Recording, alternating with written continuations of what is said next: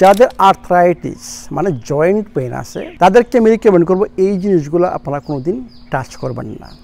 সেটা হচ্ছে refine carbs including সমস্ত ফ্রুট জুস, তারপরে সাদা জিনিস, মিষ্টান্ন জিনিস, কনফেকশনারি জিনিস, কোনো কিছু আপনারা এগুলা খাবেন না, নাম্বার 1।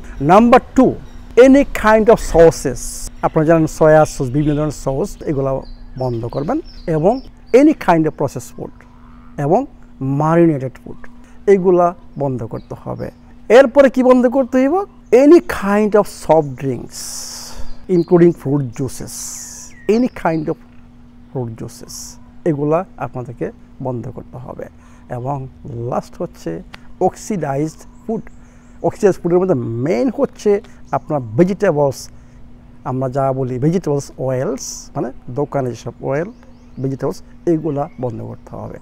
তাহলে কি হলো, এই জিনিসগুলো আমাদের মাস্ট, যাদের জয়েন্ট পেন ওদেরকে এগুলা বন্ধ করতে হবে। এই জন্য আমি স্পেশালি বলি এই 3 ধরনের জিনিস, all kind of process food, marinated এবং মানে সসেস এগুলা বন্ধ করতে হবে। অল কাইন্ডস অফ মিষ্টান্ন জাতীয় খাবার, কনফেকশনারি জাতীয় খাবার এবং অক্সিডাইজড ফুড স্পেশালি আপনার ভেজিটেবলস অয়েলস, এই 3টা জিনিস আপনারা বন্ধ করেন। Thank you very much.